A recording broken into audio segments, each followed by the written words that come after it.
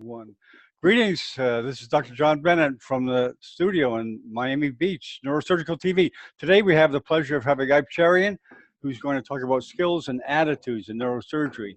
Let's start off before Iype takes over with introducing the diverse panel. Let's start off with Ibrahim. Hello, Ibrahim. Hello. Hello. I am Ibrahim Salamov from Tumen Federal Center of Neurosurgery. Okay. I'm very glad to see you. Very good. Ibrahim, rising superstar. Everyone. Welcome, Ibrahim. Manuel. Unmute yourself, Manuel. Hello, everyone. My name is Manuel. I'm resident of neurosurgery first year from Moscow. Nice to meet you. Welcome, Manuel. Ulrich. Hello, everyone. I'm Ulrich Sidney, a medical student and research associate at Harvard. Nice to meet you all. We're looking to follow Ulrich in Boston. Hello, Stuart. ¿Cómo estás? Good morning, everybody. From Ecuador, I'm a neurosurgeon. It's a really great here. Great. Welcome, Stuart. Natalie, I'm sorry, Natalie. I should introduce you first. Go ahead, Natalie. Go ahead. Oh, let me unmute you there, Natalie. I'm having trouble here. You have trouble unmuting there? Go ahead, Natalie. Go ahead. It's okay. I'm Natalie Gomsi from Cameroon. I'm a general practitioner and aspiring neurosurgeon. Welcome, Natalie. And we have an unidentified person. I can't read the Cyrillic. Can you hear me? The unidentified Russian that has Cyrillic in front of his name. Go ahead. Hello, Dr. Bennett. My name is Ivan. I am 6-year student of Medical Academy. Oh, welcome. We have a couple of other people from Russia here, from Tyumen and Moscow. Okay, Iype, welcome and thanks for taking the time, and it's all yours. Okay, guys. So today we're going to have a small introduction to skills and attitude in neurosurgery. In fact, this is what decides who you will be in neurosurgery. In neurosurgery, you can be, I'm sorry for being very brutal, but I'm going to tell you a few things. One is, in neurosurgery, you can be a master of papers and publishing, or you could be a real surgeon. So it is difficult to do both. Okay, both are not good or not bad. But I'm going to talk about what it takes to be a surgeon, a surgeon who has his own pains and his games. So let us start off. Number one, skill number one. You may think this is not an important skill, but this is the most important skill in neurosurgery. To have an attitude, to have the skill to bounce back from every single adversity. Number one, listen to this, because you will never understand. Today you do a case, you do an Iype bifurcation aneurysm, you clip it and the aneurysm ruptures, everything is all over the place. You try your level best to clip it. It's gone, it's not working. The patient had some vasospasm, patient is hemiplegic. Next day, you don't want to, next day, Iype bifurcation comes, you think, oh, maybe I should send it to the interventionist. This, if you do, you will never be a good surgeon. First thing first. So, the ability to bounce back from adversities. When on residency days, it's very easy. It's beautiful to hear about fantastic surgeries, see them. When some master surgeon shows you this kind of surgeries, you think, this guy, every case he does is fantastic. No, it's not. All of us have bad days, days where we hope, where we think that we should not have been born or we should not have been taking neurosurgery. But next day we bounce back and we do the same case again in a better way. Sometimes you fail again, sometimes again. This is number one. This is I want to tell you this part before you deal with anything. And this goes to every walk of your life. It may not be just adversity in with respect to your work. It may be with your profession. It may be people who are laughing at you when you are doing something. It may be people who want to pull you down. But believe me, if you can take it with a cool heart, not get very worked up, and then go on and do your work, this is the mark of a surgeon. Okay. Now, number two, the ability to use both your hands. Both your hands. Okay. Fortunately, God or anybody has given you two hands. So some people are ambidextrous by birth. Neurosurgeons are ambidextrous by it. You have to be ambidextrous. You cannot use just one hand. If you are using one hand, 50% of your potential is gone, actually more than that. So let me show you something. I'm going to write something with my right hand now, okay?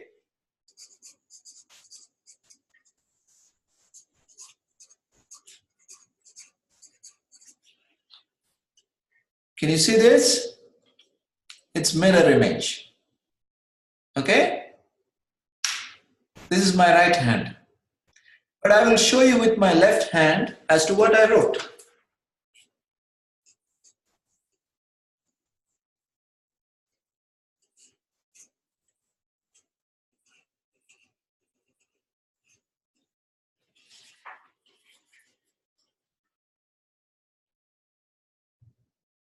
This is my left hand. Okay? The same thing, I just reversed it. You take a mirror, you will see. So it's very important to be able to use, if you should be able to just not use your right hand for shaving and eating and all, left hand for eating, shaving, no. You should be able to use your left hand for arachnoid dissection, for clipping, for suction, for bipolar, everything. So both hands, very important, okay? Number one, I'm going to mix attitude and skills and come back to attitude, skills again, okay? First thing, ability to take success and failure equal way. Second, ability to use both hands for very fine work. Don't drill with your left hand if it is not required, but everything else, okay? But even drilling with left hand, if it is required in one particular angle, you should be confident of that, okay? You should be really confident. So this is the second point that I want to make today. Third point, develop a good team. Surgery is not a one-man play. Now you are residents. When you become consultants, the first thing you have to do is, let us say we are doing an aneurysm. I'm telling you, I'm doing a basilar or I'm doing a really difficult aneurysm. Do you think I should do the craniotomy? I should do the bone work? And do you think the person doing a basilar should be doing, is my philosophy. I mean, you have, for example, he does everything from the skin, he does everything, okay? But my philosophy, if I am doing an aneurysm, I don't do the bone work because the bone work will tire your hands. And when you start off, if your hands are tired, then your ability to focus without tremor is not good. So maybe it's not a great idea to start off with a lot of tough bone work, okay? And do a lot of drilling. Maybe it's not good. So I should have a team who does the craniotomy for me, who does the basic drilling for me, and then I take over, okay? So have a team. Then you should have a team who should know when they should irrigate, what bipolar you need, what scissors. Do you need a up-curved scissors or you need a straight scissors? What kind of dissectors you need? What kind of retraction and how much retraction you need? So it is a team skill. If you cannot do that, you cannot do allied surgery alone. It's impossible. Many people say, oh yeah, we do this, but it's always easy when you have a good team. Okay? So one attitude, one skill, one team. Okay? Next, knowledge of anatomy and interposition of that anatomical knowledge with scans. Let us say if you are doing an aneurysm, you do not want to discover something at surgery. Don't ever think that, okay, let me dissect everything and then let me find out how the aneurysm is like. No. You spend at least 2 hours on the scan. The day before or just before you operate the aneurysm, it may be a simple ACOM, but there may be a small blood behind. You put your clip in, and if you are not careful, something ruptures and you don't know what, and you end up bipolaring everything, and the patient's life is, you damage him. Okay, so you must always remember, you must know the anatomy very, very clearly. This is so you should learn. It is as important as your skills. Believe me, if you may have tremor like this, okay, but you'll be able to do most of the cases if you know what you're doing. If you don't know what you're doing, you may be able to do fantastic anastomosis and everything, but you don't know what you're doing, you will damage the patient more often than not. Okay, so know what you are doing. If you are inside the ventricle, you should be able to identify each landmarks. If you are not good enough with your anatomy, start with all the landmarks first. Say, let us imagine you are going into the suprasellar system.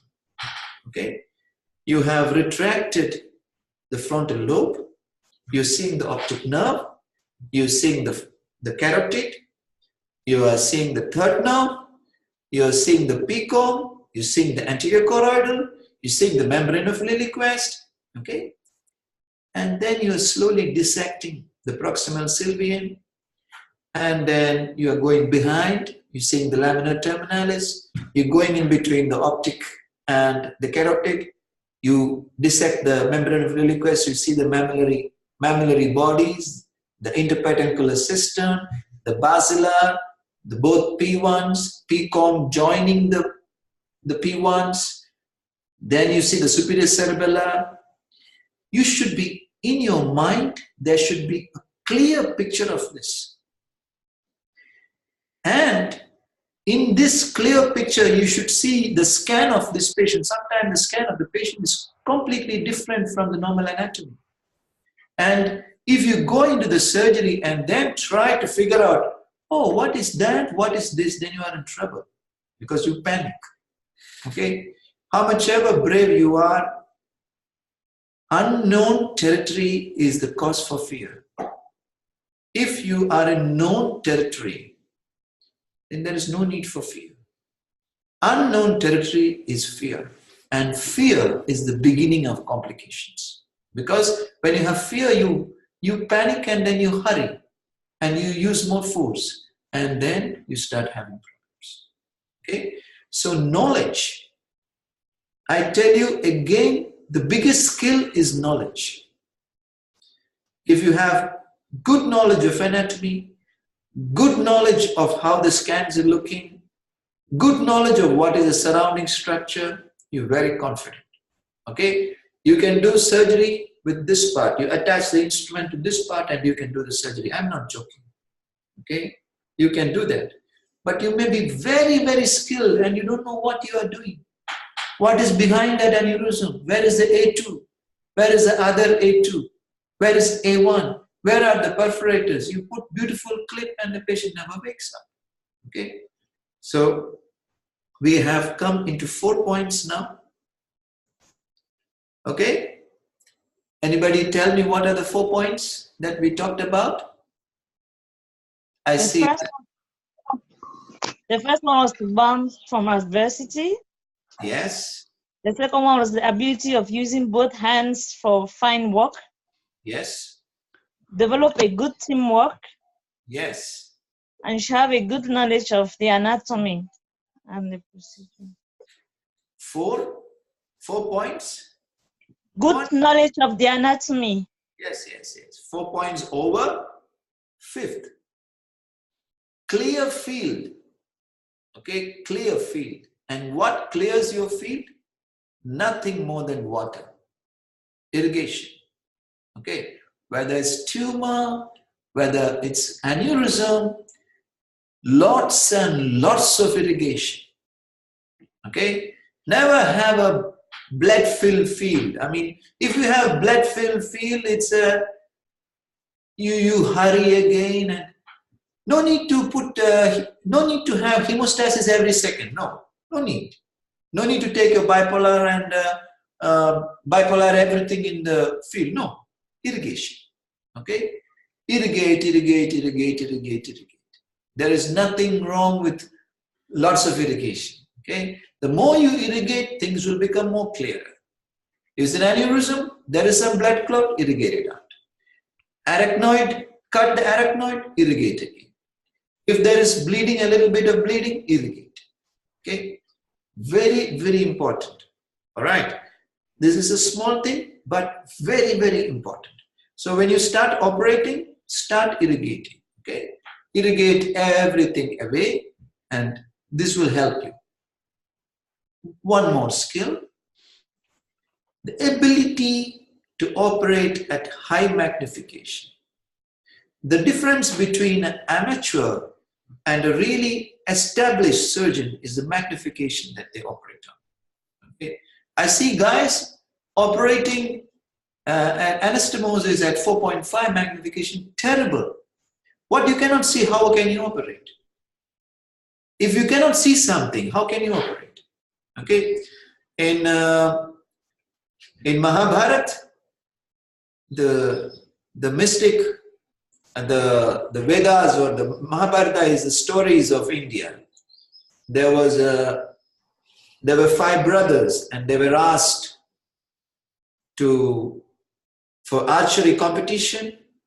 There was a parrot lying. I mean, the parrot was suspended on a tree, a plastic or maybe some clay parrot was suspended on a tree, and the 5 brothers were asked to shoot at the parrot. So the elder brother was asked, he was given the bow and the arrow, and the teacher asked him, what do you see? He said, I see my brothers, I see the teacher, I see the beautiful tree, and I see the parrot. The teacher said, okay, fine, you don't shoot. So the second brother was given this. He said, I see all this, and the teacher said, don't shoot. Third, fourth was given. They all said this, and the teacher said, don't shoot. The 5th brother who was given was the best archer of them all. He was asked, he took the bow, he drew the bow, put the arrow, and the teacher asked him, what do you see? He said, I see the eye of the parrot. That is all. Then the teacher said, okay, shoot. And he shot. When you are magnified, you see only the area of interest. Only the area of interest, the aneurysm, or the base of the aneurysm, or the arachnoid that you're cutting, or whatever everything is out of focus. This is one problem with magnification. With high magnification, everything else is out of focus. Only see the strand that you're cutting. Maybe it's a nanometer or a micrometer, but only that. If you don't learn, because this is a thing which will evoke panic in you, because Suddenly you don't see anything. You just see something which is not familiar to you. But believe me, you learn to do this as fast as possible, you become better and better surgeons. Okay? So, with a clear field, full magnification, you learn to operate. I mean, it doesn't come immediately. Of course, if I ask you to operate a ACOM with full magnification right now, it's not easy. It's difficult, especially a ruptured one. It will slowly come. It will come to such a level that you operate. So, you know, I have made the microscope in such a way that I asked Zeiss company that I need 42 magnification. They tell you you're crazy. You don't need that magnification. Nobody operates. But we have 42 magnification. If you ask the people who operate, you sees me, I operate at such crazy magnifications. Okay, I have to see only maybe half the aneurysm base, because that is the place where I work, and I want to see nothing else. Okay, so this is something that you have to learn. So these many points you remember. 1, 2, 6. Natalie, 6 points over. Yeah, 6 points. The last but not the least point, okay, is not related to surgery, is related to your personality. Be a good person. Okay, all good surgeons are good people. Not political, not street smart, not cunning, not somebody who is greedy. No. If you are like that, you cannot be a good surgeon. You can be a good surgeon, but not an excellent one. Okay? Be a good person. Learn to be kind, to be compassionate. Sometimes because the surgery is not in your hands alone. You must understand that whatever you do, you know, quite recently we did a very beautiful CP angle tumor. I mean, it was beautiful surgery.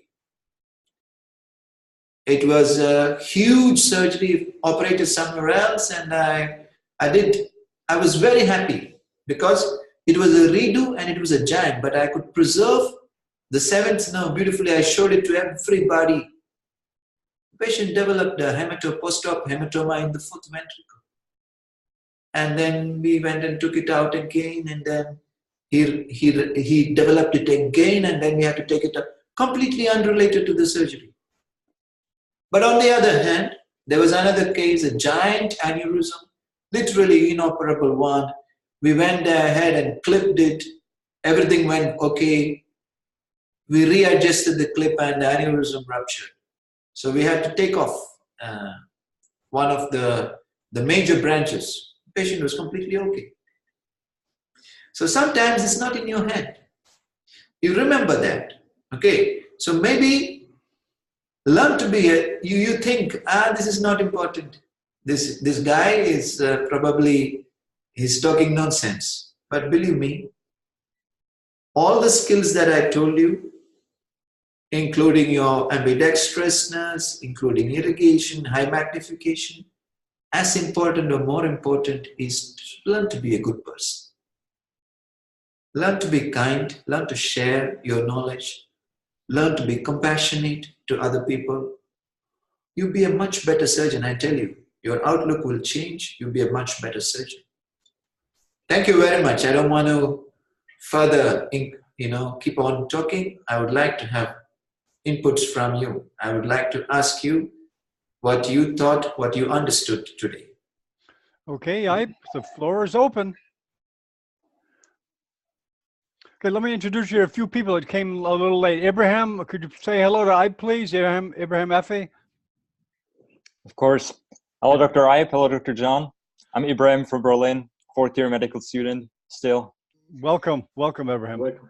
And Jaime Arias, could you please introduce yourself to Iype and the crowd? Go ahead, Jaime. Jaime, puede oírme? Yes, I can hear you. Okay, can you introduce yourself, please?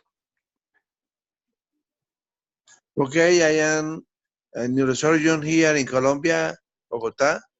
I work in many hospitals. and I'm interested in hear about this conference. Thank you. Okay. Muy bien, Jaime. Vamos a hablar más tarde. Okay. Okay. It's open for comments. Thank you, John. I want to go first. Good. Over. Yeah. So please, sir, Iype, what would be your advice to develop ambidextrous skills for the left hand? Are there any activities you would advise us to carry out? Yeah, start drawing with both your hands. I can, for example, I can show you with drawing with both my hands. Let me see if it's visible to you like that.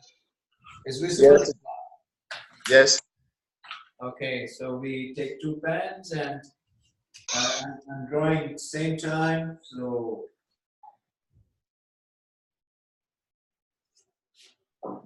this is a very simple drawing, and then you can go to complex drawings. At the same time, both left side, right side.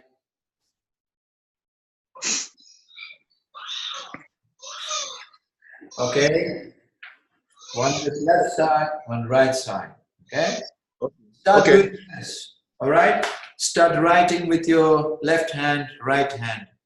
Take a micro scissor in your room. Take a micro scissor, because this is the most important instrument in your neurosurgical practice. Micro scissor and forceps for microanastomosis, microsuture. These are the two most important instruments for you. Not CUSA, not 3 Tesla intraoperative MRI, not anything. Suction, micro scissor, micro forceps. These three instruments, you can do anything. Okay. So take a micro scissor in your room, take it in your right hand 1,000 times. When you get half an hour, open, close 1,000 times. Left hand, open, close, maneuver the scissor, open, close 1,000 times. With the tip turn upwards, tip turn to the side, tip turn to this side, tip turn right, 1,000 times. Count 1,000 times. Okay, do that. Keep doing that. Okay, in every single position. Then you start, go to the lab, anastomosis increases your skills by 10 times. Okay, you can do. Gleb was here. All my fellows, Manuel was in Nepal. So I can assure you, all the guys who started off with very difficult to do anastomosis, but once they started doing anastomosis, the skills improves. Do with both your hands. Take a suture with right hand, take a suture. Once you're very comfortable with your right hand, take a suture with your left hand. Okay? So these are things that you can. It's not like shaving with your left hand and eating with your left hand.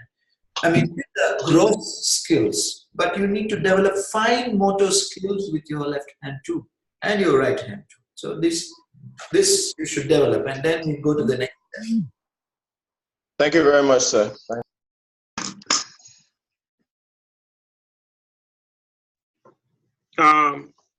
Professor, can I, for example, a comment? Yes. I think also the resident and the neurosurgeons supposed to be proactive. I think it's very good if we sometimes we need to see not the problem, we need to see the solutions, and we need to see the different stuff. It's like the history you told us. But for example, like a resident, of course, we need to move. We need to move ourselves, and don't always don't always wait. They say, "Hey, stand up, do this." Yes, be proactive. Be proactive. Yes, of course. I mean, this is a very good quality you have. I have seen you it's not only hardworking, I have seen you being very proactive. I mean, this is a very good quality that I admire. Yes, of course, yes. I mean, you need to be proactive for sure. And you need to learn things more and more and more. Not wait for things to fall into your lap.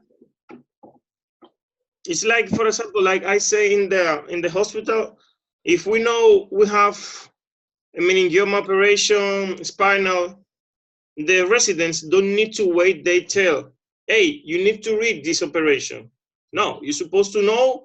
You need to read since the beginning to the end about the case, in example, from different books, if we have time, or no sleep that night.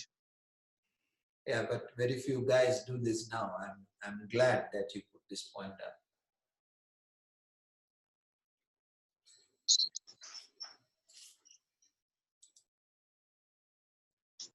Do you hear me? Do you hear me? Dr. Light, it's really, really interesting to share some ideas with you.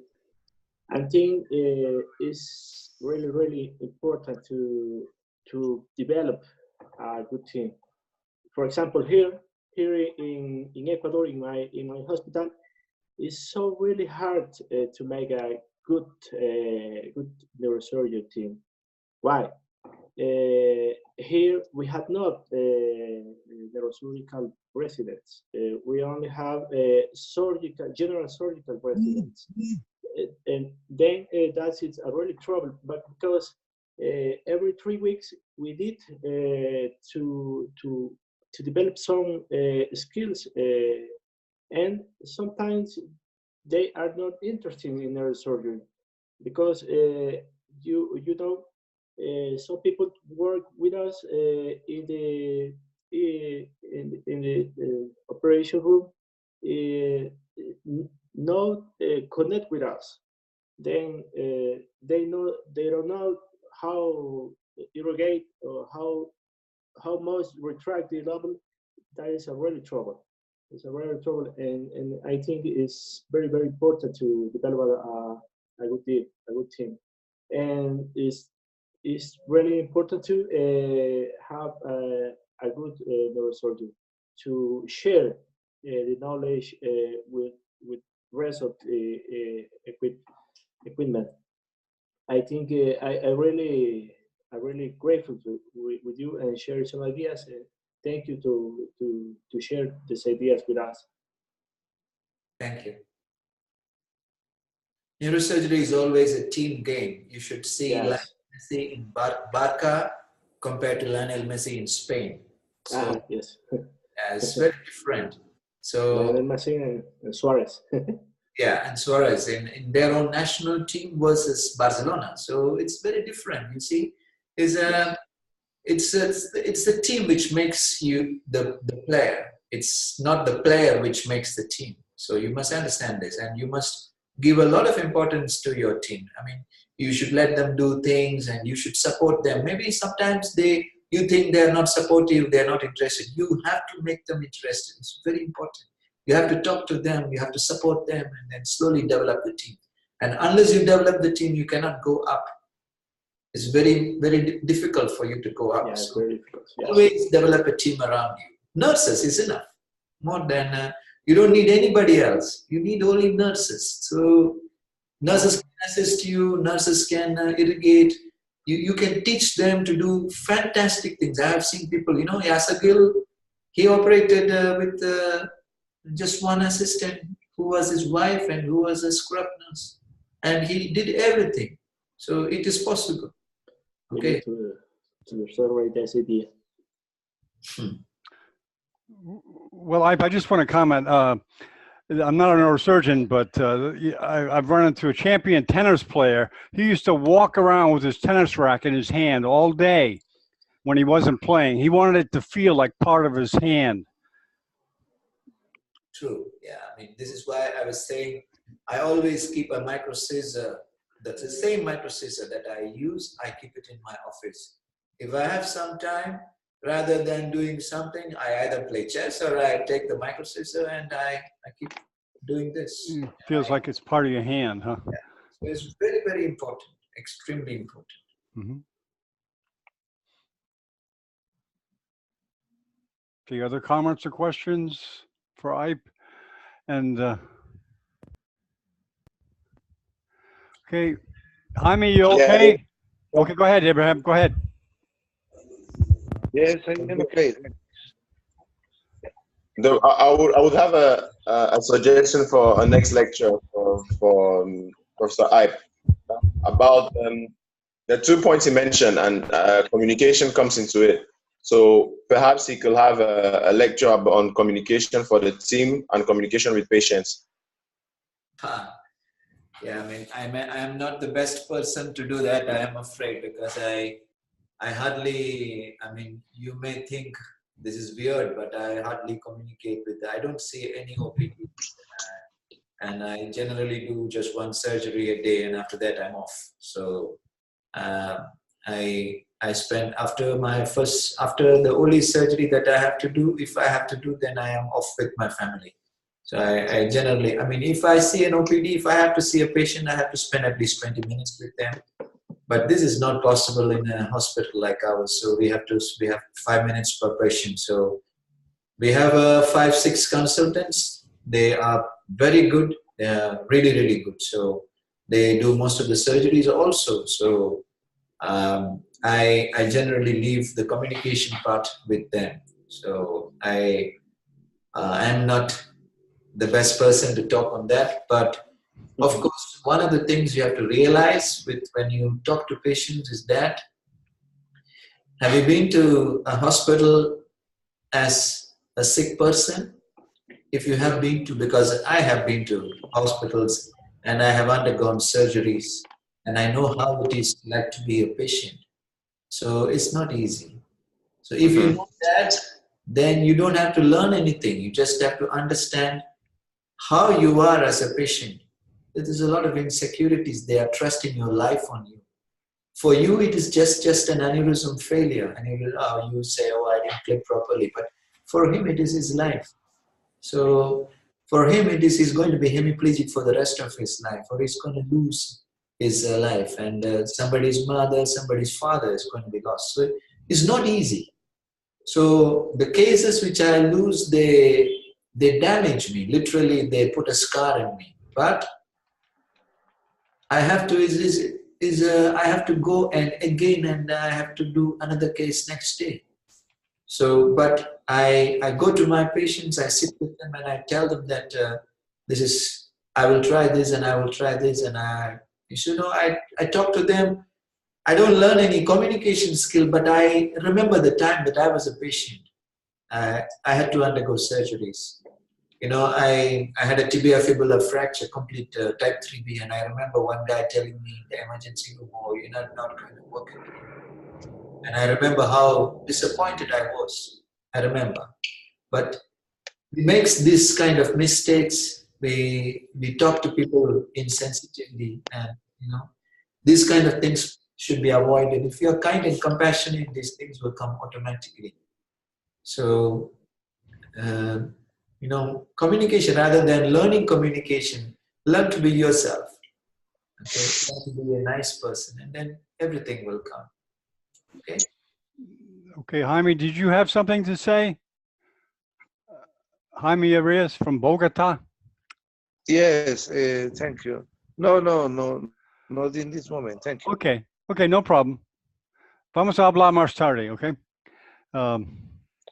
Okay, Dr. Bello, I don't know if you're connected well. Can you say hi to Iype? Have you introduced to Iype? But Dr. Bello? I believe Dr. Bello. Hi.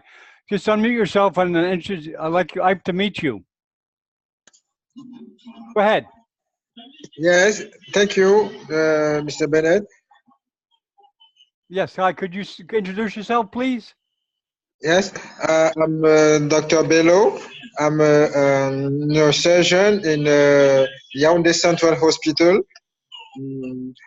I work in this unit with one young neurosurgeon, one neurosurgeon, and I have also 2 residents in neurosurgery in my service. Welcome. What country are you from? I'm from Cameroon. Oh, excellent. Welcome to any of our hangouts. And I guess you must know some of the panelists here. Natalie? Yes. Natalie, yes, I know her. Is one of my students. Oh, she's a very good student. Okay, we haven't met Gleb. Gleb, could you please introduce yourself to everyone? In Iype's, he's in the background with Iype. I don't think you introduced yourself yet, Gleb. Hello, everyone. My name is Gleb. I'm a neurosurgeon from Russia, from Rostov-on-Don, and I was a fellow of Dr. Iype. Yeah, glad to see you guys. Very good, Gleb. Welcome. And there's a couple other Russians here. Okay. Any more comments or questions for Iype? John, I have to do a talk for the Brazilian students in the other room with Igor, so I need to push off now. Okay, very good. Iype, thank you very much. And I'll end this broadcast. Thank you all for coming. You can stay here. And thanks all you guys. Gleb, take it easy. And Iype, thank you very much. I'll send you the tape. John, I will also, maybe one of these Sundays, we are going to do some very good dissections here in 3D. So we are going to cover Dolen's approach, Kawasai's approach, translabs, and then combination of these approaches plus white matter. So in 3 days, we are going to complete all this. So we will be able to get a lot of pictures here, and with these pictures, I would like to give 1 or 2 classes when I come back to Nepal. Okay. Okay. Whenever you're ready, just let me know.